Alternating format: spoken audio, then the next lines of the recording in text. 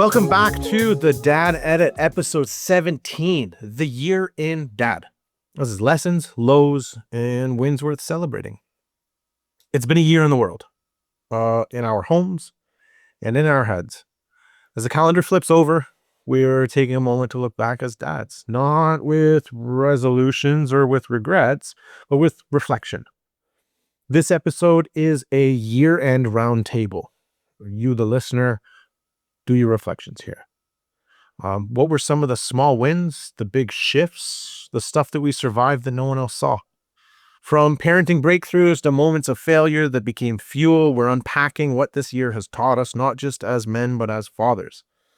We're inviting you, the listener, to do the same. So to start, sometimes we don't know what kind of dad we are until things kind of fall apart a little bit. So before we talk about all of our wins and lessons learned, we've got to get honest about where we fell down this year and what that kind of taught us. So I could definitely start. Being a dad's tough, man. Yeah, man. You know, as of February, I stepped into this chaos.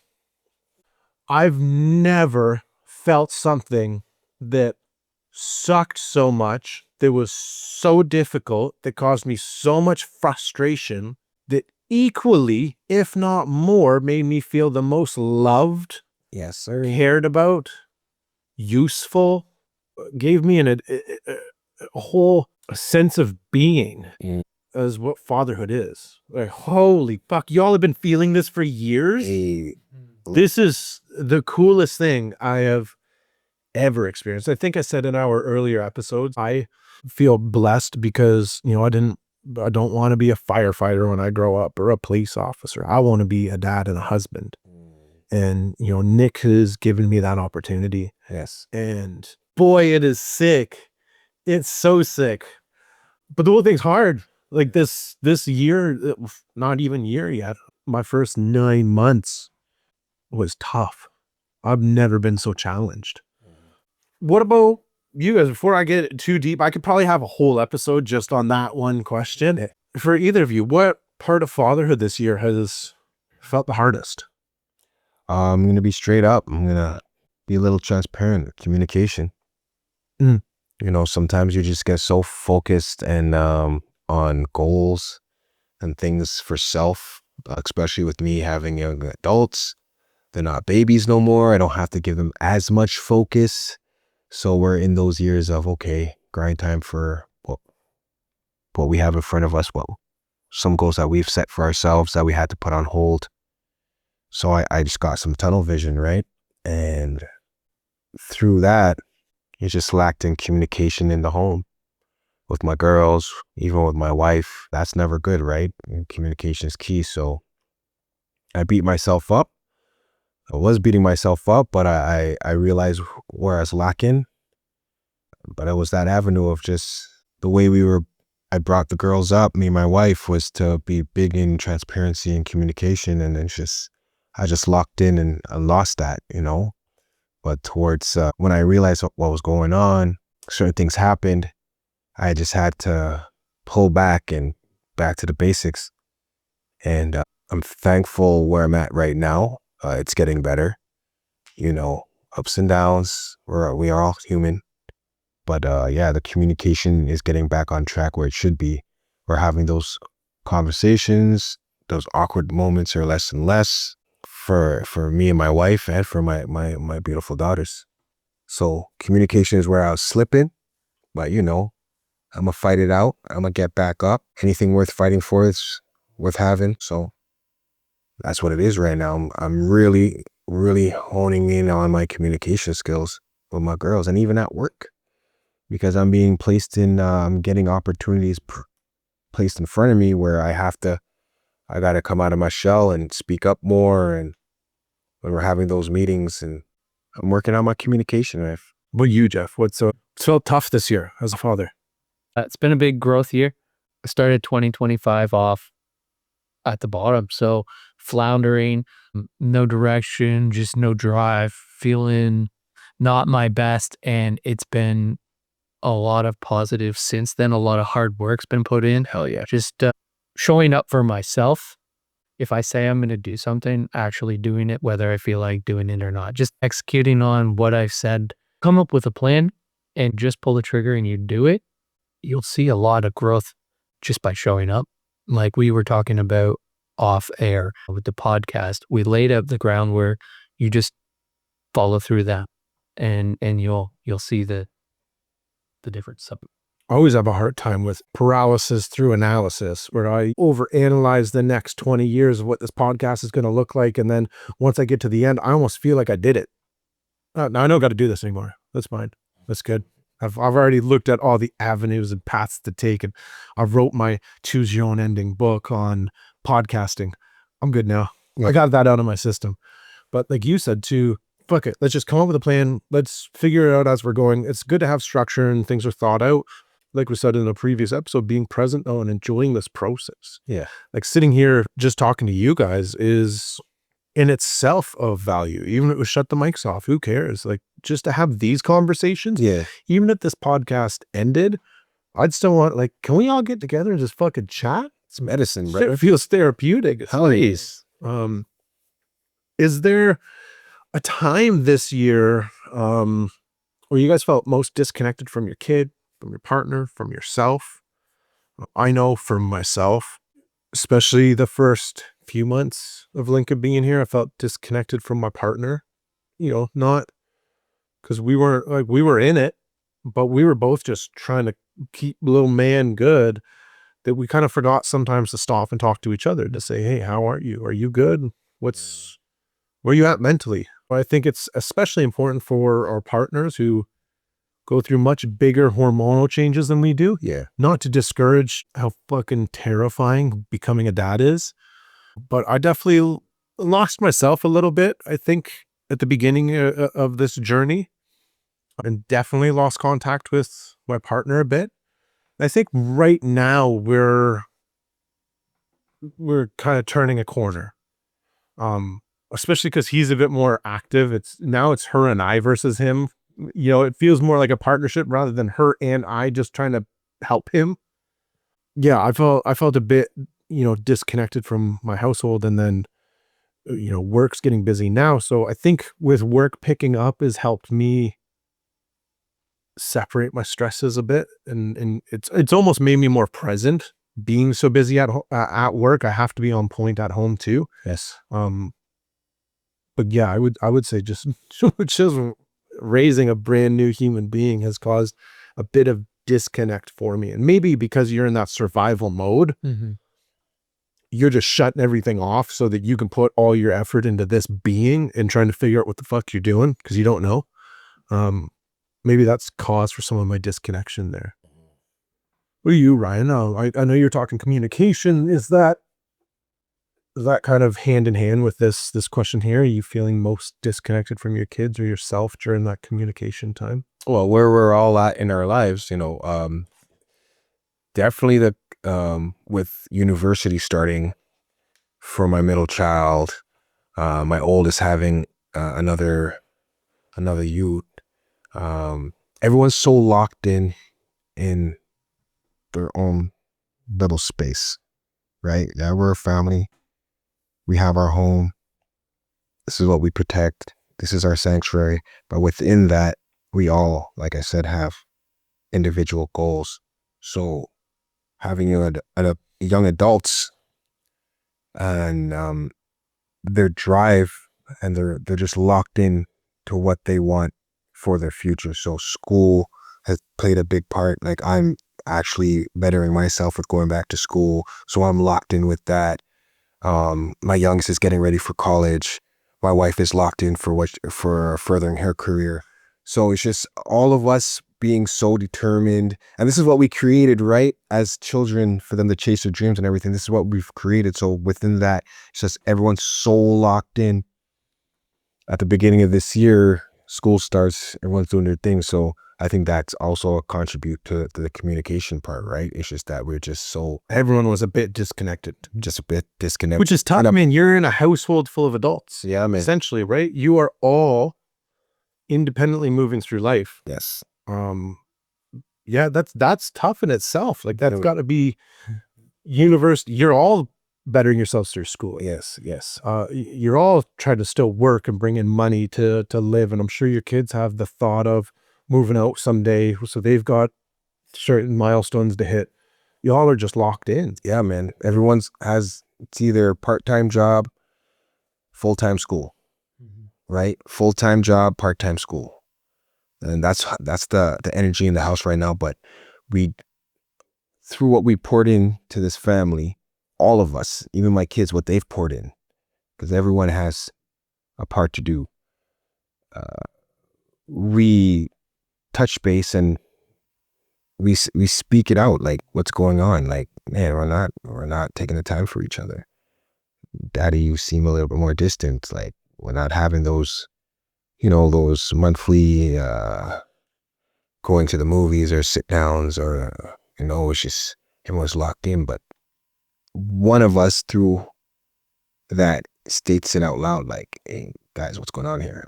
Let's regroup. Yes, we all have our own lanes, but let's not lose focus of what's really important, and that's the family, right? So the maturity in my daughters, the wants of my wife, we communicate it out, and we try to make it work, right? Yeah, man. You have a team meeting there and you get back on track. That's it. It's a tricky time of year too. It's a big year. It's it's good to have those check-ins. Exactly. Super important. Or, like you said before, like, communication is the key to it all. Is there anything that you guys felt like you tried to control this year that maybe just needed to be surrendered?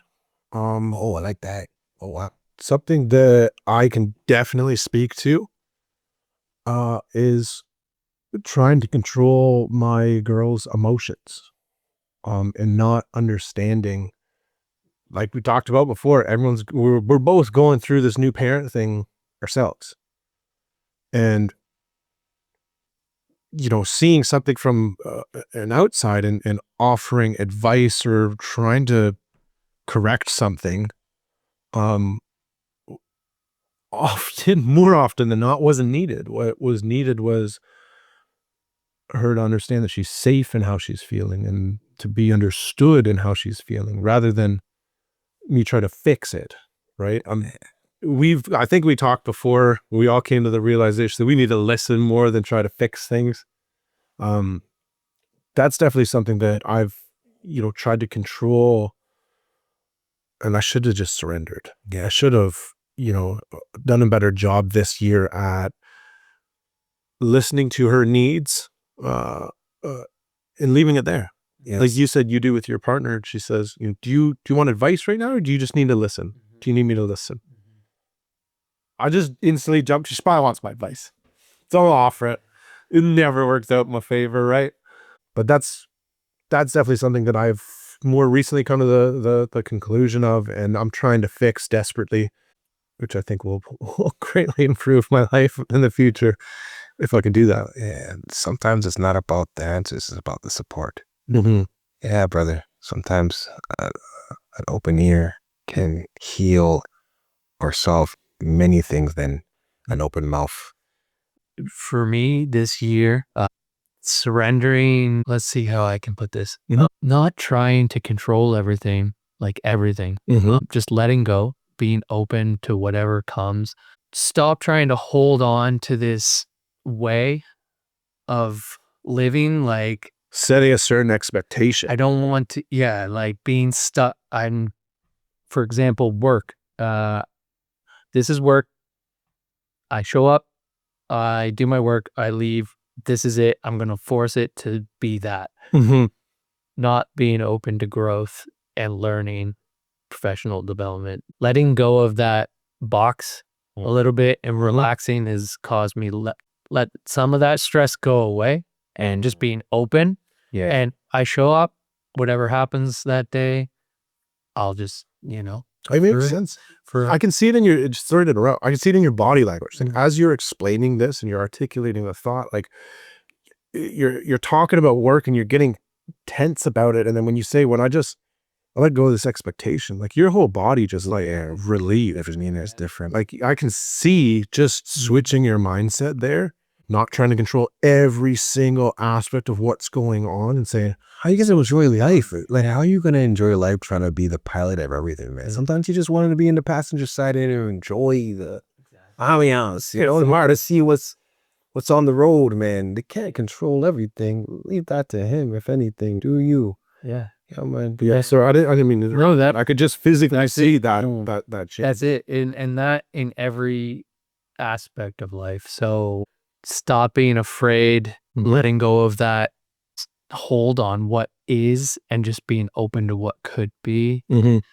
For the kids, I'm realizing they're at an age now where I'm not in charge of everything per se. You don't have to tell them everything, right? You're entering that coaching mode. Loosen up. I gotta let them kind of make some mistakes and then teach them, find the lesson and why, right? And your coach at hockey let you go do the wrong things, but then he said, when you're not making a heads-up play, here's what happens. You get run over. And when you're not passing the puck, you miss an opportunity to score. Like, just because you think that you can dangle it through the team, look what happened. They collapsed on you. They see it. You have 4 people open, but we just lost an opportunity. Yeah, exactly. It's no different than with your kids, right? Another one, like my kid's stepdad too has reached out and is stating, you know, I'm going to be putting forth a fatherly figure in their household. And I said, yep, that's great. I appreciate that.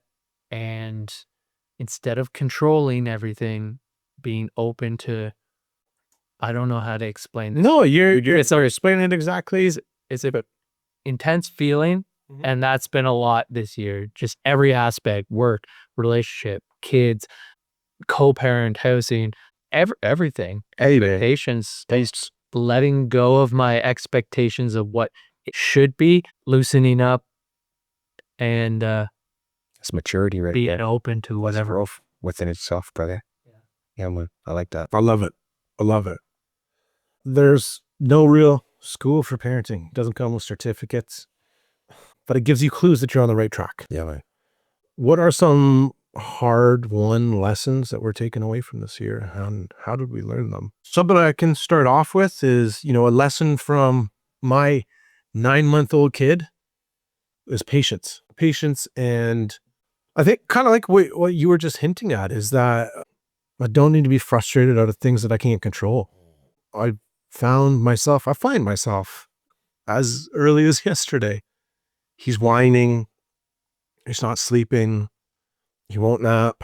No matter what I do, that kid's not happy.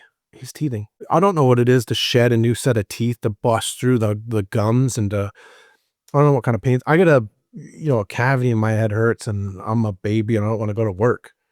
I can only imagine if you were a child and your teeth hurt and I change your butt. Like, you can't communicate what the fuck's going on, bro. What you mean, bro? I need a soother or something. Yeah. What are you wiping my ass for? Yeah. I would be pissed. Fred, you just don't get it. Just think about you're at work and you can't communicate to your boss why something's broke because you just literally don't have the words, and he's fixing something across the factory. Yeah. But this is what's broke, but you can't say it. Oh, I would lose my mind. So I really have to. What he has taught me is patience in reading the cues, like what's going on, trying to figure that out, and not being as frustrated in the process because I have an expectation that he should be napping. I have an expectation that when I get down on the ground, that he should be happy and playing with me.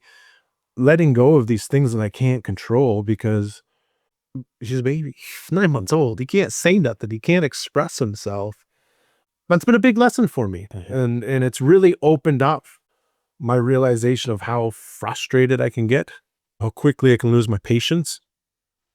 And it's been eye-opening for working on that. For me, it's like the role I play, the present role I play in my home as a father.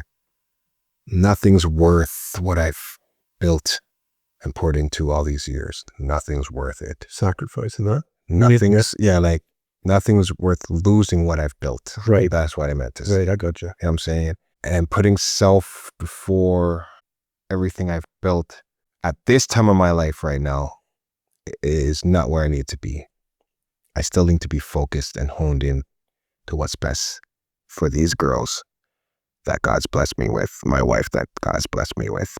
And that's the realization. Like my selfishness could ruin everything that I built. Nothing comes before this family that I've struggled, worked so hard to build. That's my understanding through this year, that, man, nothing's worth it, bro. No temporary type of satisfaction, anything like, no.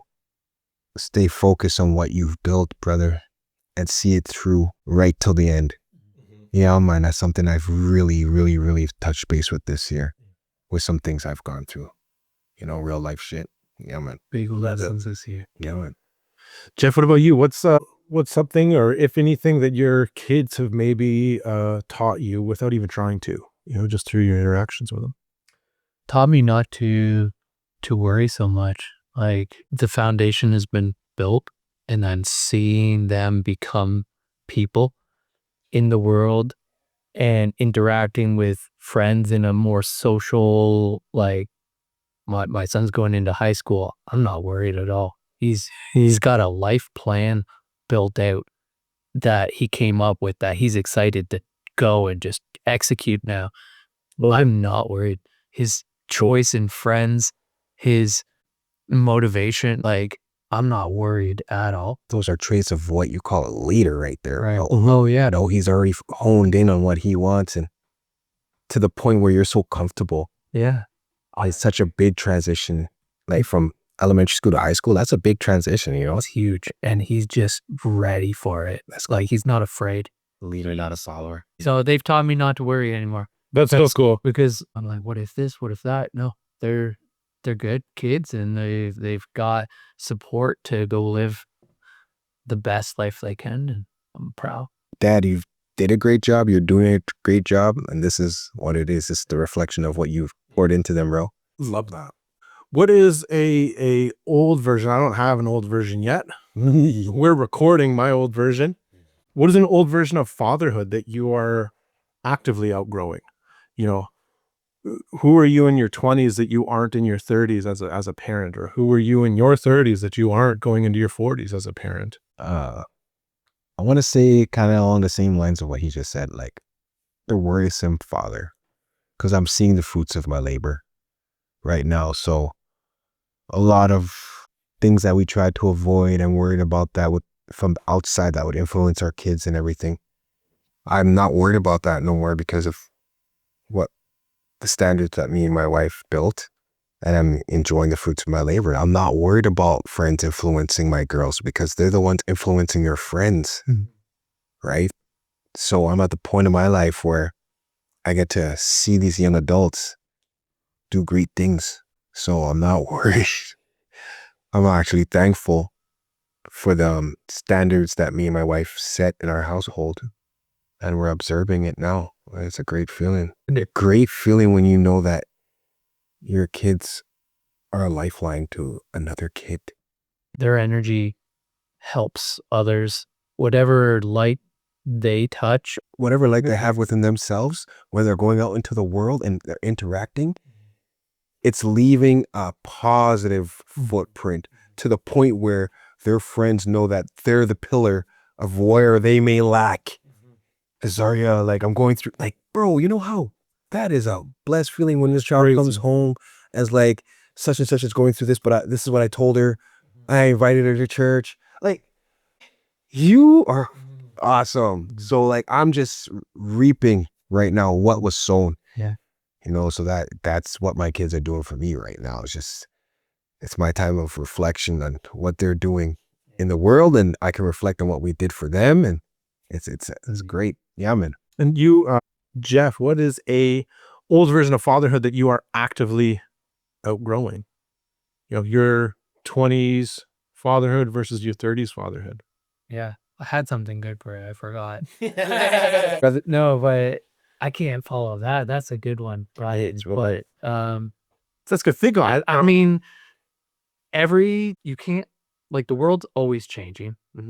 Days are always moving. Kids are always growing a little bit every day, and I can't stay the same as I once was. I have to evolve as well, and not being afraid to change and grow and evolve is the most important. You've made, I didn't the beginning of this year, I didn't know you as father, right? As dad Jeff. I just knew you as the fucking cool dude that I'd had drinks with. And just from what I've seen, seeing your growth as a father this year is like you are a different person from January as you are in November. Wildly different in such a positive way. I'm seeing like such a motivation and light come out of you right now that I'm finding inspiring. I'm thinking, shit, I'm falling behind. Like I got to keep up to Jeff. This is wild. And I don't think at the beginning of the year, you would have thought that maybe you would have that kind of influence on other people, right? Like you are causing that through how you're acting as a father, as a man, and finishing your year out. Well, I've never, not one point in my life have I ever felt that I would motivate or influence others. I just kind of keep my head down, have kept my head down and just moved silently and tried not to bother anybody. But now it's just, I appreciate you saying that because even still, I'm just kind of, I don't realize that I'm influencing anybody, just kind of moving through life and doing my best every day. And I'm glad to hear that. Yeah, for sure. You're motivating me right now. You got energy. I love it. As a child develops too, bro, like I feel you have to adjust the way you parent. You can't you can't treat them in their adolescence as toddlers. Like you have to move, you have to grow as they grow. You have to adjust as they adjust. Your style of parenting changes. Me being a grandfather, I get that whole vibe of, with my mom, she was hard ass growing up, bro. She was the disciplinary, she was the love, she was everything, but she was no jokes. And to see how she's with my kids, who is this lady? Yeah. As you grow and you mature in being a parent, you have to switch up. Mm-hmm. And it's a different world we live in every day. Like every 10 years, it's a completely different world. So 2026 to 2030, who knows what that's going to look like. And you got to just be flexible to pivot whenever you need to. Yeah. Speak. No, man. As accountable gentlemen, we are all holding ourselves accountable for our failures. I think it's important though, this is something that I've really changed professionally, is I own my mistakes. Everything that I mess up, my team messes up, I own. We have to name out our wins too. It is important to just be as accountable to your failures as you are your wins. Oh, yeah. Otherwise, what do you do it for? Right? Yeah, I fail and I learn a lesson, but there's also a lot of wins, man. My biggest win is becoming a dad this year. Yeah, boy. I see it in your smile, brother. Crazy, bro. Definitely. My whole being has shifted. I don't care if my identity is my being a father, live it. I don't care. Love it. For you guys being seasoned fathers, you guys have any dad wins from this year? Anything you're Hell yeah. Like my daughter is consciously deciding to be in university. There's some kids that don't want to, like myself. I finished high school. I was not trying to do another 2 years in college or anything like that. So my kids consciously chasing after these dreams they spoke out as they were growing up is an accomplishment, bro. Having my youngest, and this is an understanding that I just had recently this weekend with my wife. So I have my youngest, I got her a part-time job at where I work, right? And this is an opportunity for me to give her a chance to grow within her skill sets. And I was like, man, the industry I'm in, the manufacturing industry, is mainly male dominant, right? I have my baby girl coming here. I'm like, stop all that. Just because she's a girl doesn't mean that you can't make sure she gets everything she can get out of this opportunity. So I sat down with her and I'm like, babes, wow, what do you view this opportunity as? She's like, Daddy, I'm so happy I have this opportunity. I'm telling guys at work, at school, that I'm working at a engineering manufacturing company, and they're like astonished that they're there because that's what they want to go to school for. Mm-hmm. And I just fell into this. So Daddy, I want to learn everything. I want to learn how to weld. I want to learn how to paint. And this is a shock to me. So, cause she's my baby girl, I'm like, so I realized to myself, I'm like, you know what? I'm going to use this opportunity to let her flourish to have some solid skills that she can take with her. Even when she goes to teacher college and whatever, she can have these skills to maneuver through life. So I'm going full force with making sure she knows every SOP, every work instruction, how to close files, to working on the production floor, how to weld, how to paint, how to run the like she's gonna get that opportunity that someone else would love to get.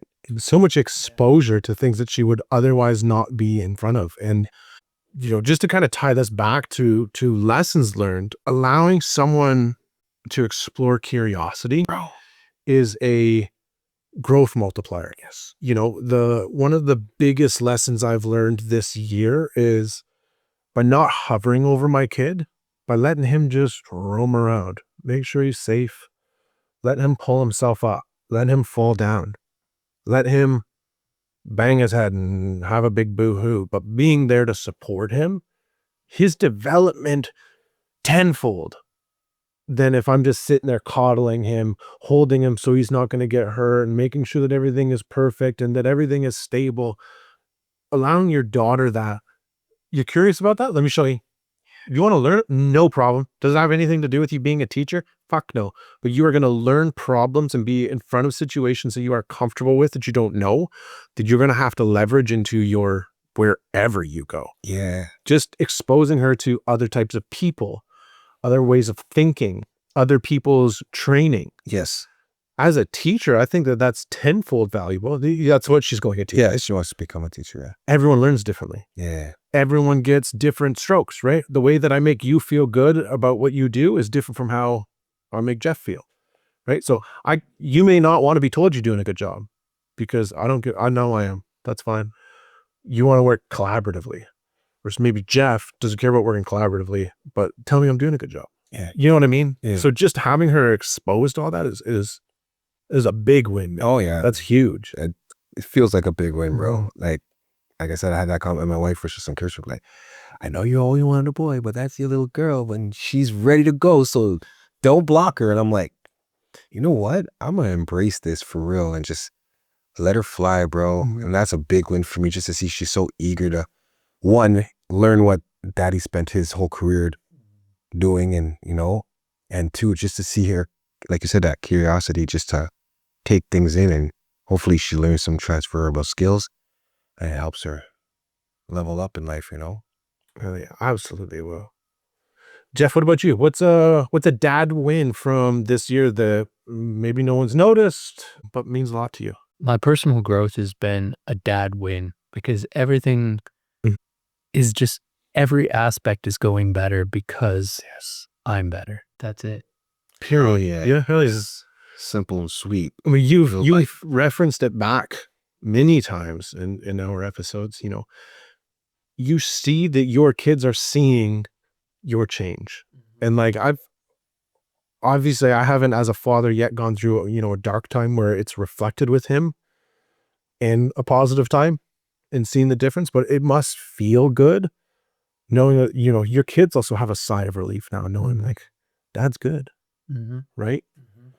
It's gotta feel good, man. Feels good. Hell yeah. What's you know, this probably kind of tucks in, same sort of thing. What's something that you are proud of from this year that maybe doesn't make an Instagram post? For me, it's the absolute definitive love in my house. The little picture, my wife looks over at me and gives me a little smile and a wink, and like she looks at me with admiration and pride. And that feeling I can never capture and demonstrate in a post because, you know, there's toys everywhere. My kid's trying to eat dog treats. My girl's in her jammies. I'm in my jammies. I look sloppy. And to just like, no, this is fucking love. This is the best feeling. And there's no way to capture that for a social media post. I'm very proud of that. I'm very proud of the love that we've created in that house. What about you guys? I'm gonna jump in there and be a little selfish. I'm very proud with the consistency of my health. This is part of being a father. Like if I'm not healthy, I won't be around for long. I won't be able to teach you many life lessons. So this is a consistency of just showing up for myself, not needing, it's great to have, the team, but not needing the cheerleader or anything, just knowing that I got to grind this out and get it done. And I feel like I'm in the best health-wise I've been throughout my whole life. I'm in my 40s. Feel like I'm in my 20s. I'd be told quite often that I look like I'm in my late 20s. He's the youngest out of the three of us. So I'm just very thankful that I dug deep and I found the consistency to be better for myself so I could be better for the people in my household. Because no matter what anyone says, movement is medicine. It helps with mental health and it helps you show up to show out. So I'm just thankful that I was able to grind that out this year. Discipline. Yeah, man. Jeff, what about you? Is there anything that you're proud of? Everything this year I'm proud of. It's been one of my better years, and I'm just excited to see how much better next year can be. This has been a massive year. Podcast, even if nobody listens to it, the podcast has motivated me on a path. Therapeutic, brother. For me, it's therapeutic. Us sitting down here, being dedicated, carving out the time is therapeutic. It makes me feel like I'm moving towards something. Sorry to cut you off, Jeff, but that's exactly.